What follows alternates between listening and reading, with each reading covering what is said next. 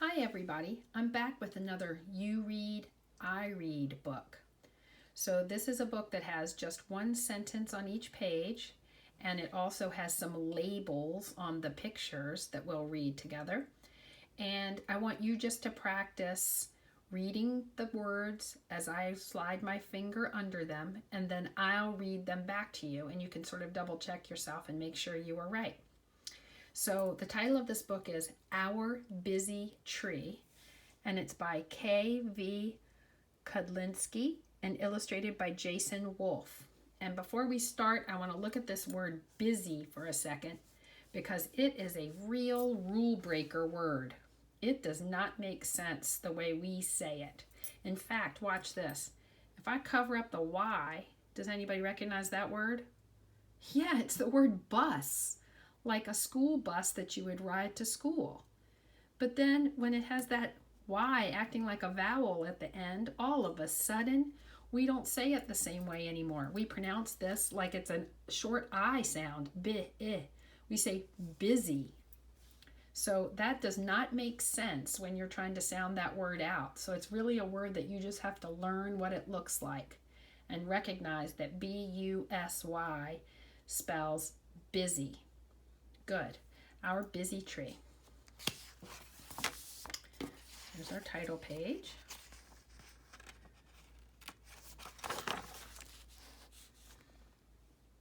You read first. Yeah, we live here. And I see up in the picture, can you read that word?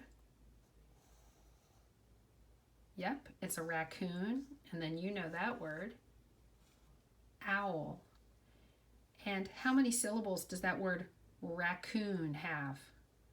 Clap it out or put your hand right underneath your chin and say the word raccoon. Right, it has 2 syllables. Good. All right, the next page, you read. We eat here. Good. And what do we have in this picture? Right, a porcupine. And that little bird up there is called a blue jay. Right. Let's look at that word porcupine for a second. Sometimes little kids say porcupine, right? It kind of sounds like a Y in the middle, porcupine. But if you pronounce it really correctly, it's porcupine, so it makes sense. How many syllables does that word have? Yeah, you can hear it, porcupine. Good. Good reading, you guys. All right, let's move on to page 4.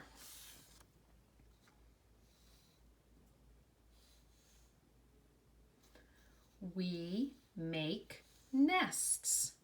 Oh, I see a silent E making that A say its name. So I see a long vowel there for A, make. Nests. Good. And let's look up in the picture and see the labels on the different animals. That one is a squirrel. Good. What's that little fella? A spider. And oh my goodness, up there in that hive. No, it's not a B because look what it starts with. A W. Good. Wasp. And of course, that is another kind of a rule breaker word because it looks like we would say wasp if we pronounce the A with the A sound. But that's not how we pronounce it. We say it wasp. Good. All right, let's look over at page 5.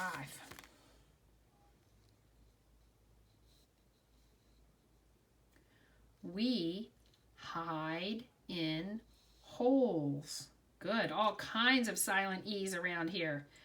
There's a silent E making that into hide. And there's a silent E making that into hole. All right, let's look up here at the picture. And who do you see in this picture? Mouse. And this is his full name, Opossum. Sometimes you'll see in books or even hear people talking and they just call it a possum. But his real name is an opossum. And then You know that word. Bee. Good. And I want to show you something about this little word hide before we leave this page. Watch this. I'm going to cover up the E for a second.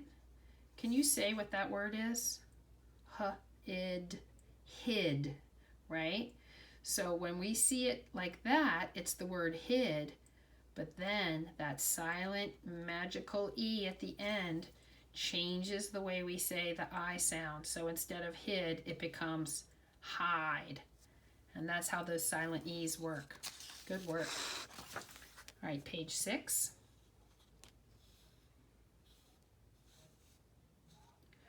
We live in wood. Wow, so these animals actually live in the wood. That part of the tree, the woody part of the tree. So let's see who we see. That's a beetle. Don't be afraid of that GR, just gr. Grub, good. And then ant, good. What kind of tree does this look like? Yeah, it kind of looks like a cherry tree to me. Okay, page 7.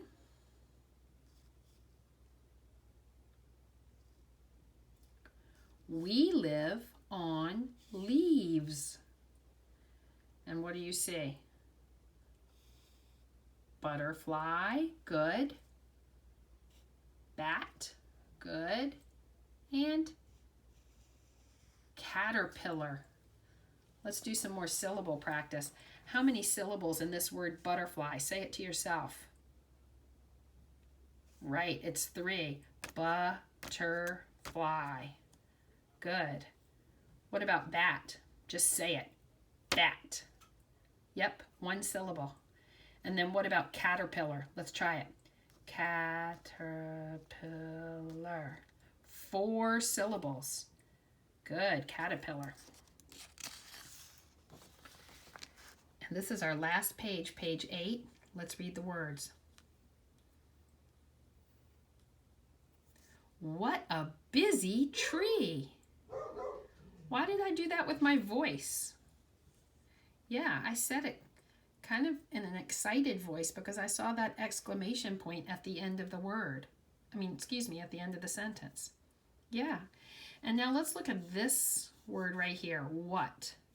What is another rule breaker word that you just have to learn what it looks like. Because I see inside that word, I see a little word that I know, hat. So it seems like I should be saying wat. That would make a lot more sense. But our language, English, doesn't always make sense, and this is a rule breaker, so you just have to learn what this word looks like, what. And then you knew this tricky word from the title of the book, right? Busy. So what a busy tree. And you see in this picture, they've tried to put a little bit of everything from all the different pages.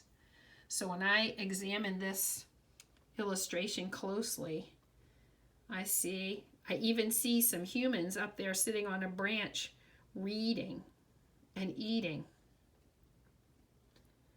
I see all kinds of little creatures.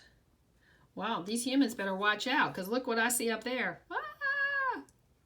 It's a nest. It might sting them. Watch out, you people. Pay attention. Oh, and look what's right over the boy's head. A spider! It's not a scary spider, though. It's just a friendly spider. He's just up there ready to catch some flies or some mosquitoes and keep the kids safe. And I'm looking up there. Oh, there's an owl peeking through. I don't know why that owl is awake during the day. He's usually nocturnal and just hangs out at night. And there's a butterfly. Okay. Good reading. So as we're learning this spring about all kinds of plants and animals, you can think about how trees and plants are so important to so many different animals in our habitats. This just gives you a few examples of all the animals that depend on trees for their place to live, or for their food, or for a place to sleep or have their babies. Okay, good job everybody. Good reading.